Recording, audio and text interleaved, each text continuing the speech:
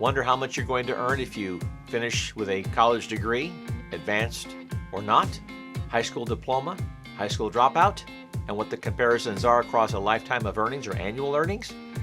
That information is coming up next.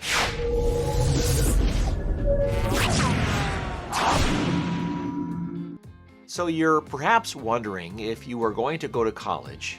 Maybe you are still in high school, maybe you're in college, and deciding how far in college are you wanting to go. Perhaps you're a mid-career person who hasn't gone to college and are deciding if it's right for you. In this video, I want to talk about several of the different degree levels or lack of degree levels and what the income ranges are per year on a median level, that is just as many above as below the number I'm going to share with you in each category. I really want to encourage you, if you are, especially, let's just assume you're in high school right now and you're thinking about dropping out of high school because you just don't like school, or you don't think that it's worth it, or you don't think it's going to benefit you in the long term. Maybe you aren't quite understanding the ramifications of dropping out of high school. I'm going to help you understand more clearly what those ramifications are. Perhaps you're graduating high school and not quite sure if you're going to go on to college. You may not like school, but if you can tough it out, if you're one who doesn't like school, sort of tough it out for the next 2 to 4 to 6 or 8 years, however long it takes to get you a good college education, you will find the benefits are pretty substantial. I'm going to share with you just the financial benefits in a little while. Maybe you are in an associate degree program, wondering if you should go on to a bachelor's, or if you're in a bachelor's, wondering should I go on to a master's, or if you're a master's, you follow me, wondering should I go on to a PhD.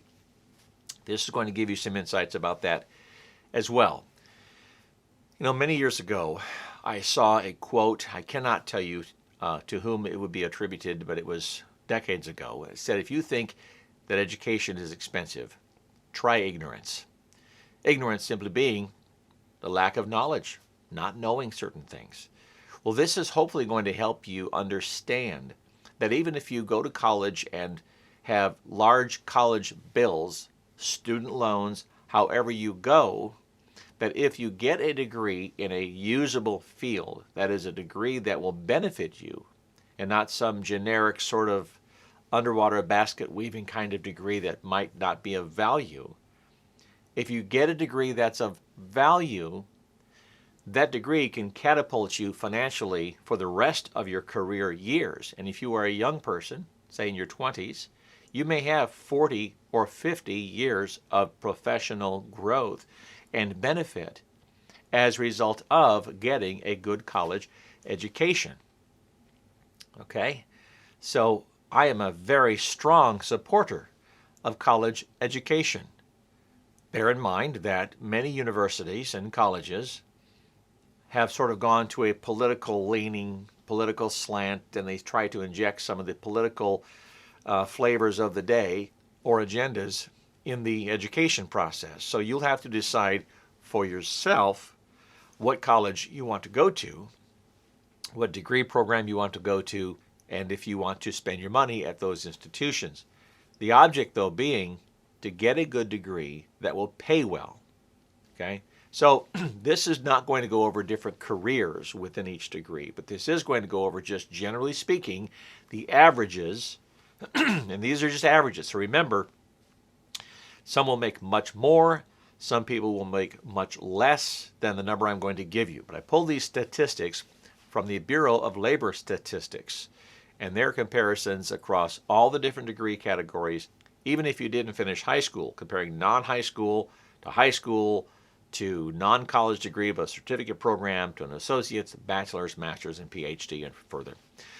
So let's do it. All right, we're going to start off with, if you did not finish high school, what the median annual wage going in, this is first year entry-level job, and the money you can expect at an entry level without a high school diploma. And that is $27,000 per year.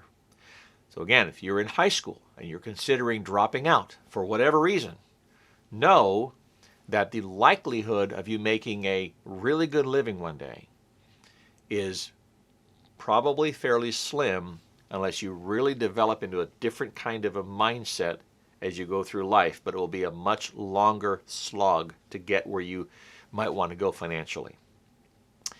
If you have a high school diploma or equivalent, that is a GED, okay, then your first year entry-level wage, median, some are higher, some are lower, is about $40,000 per year. Now, in some minds, you might say that's a pretty good income.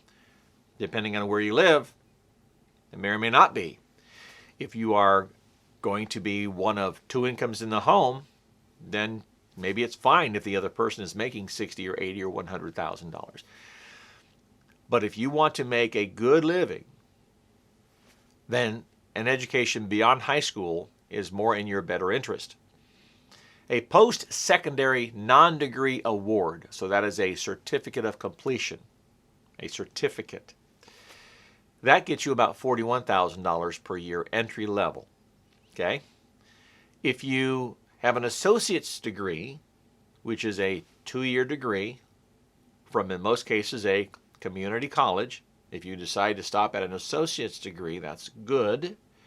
The entry-level wage on the median level, some are higher, some are lower. Remember, half is higher, half are lower, is right at $60,000 per year.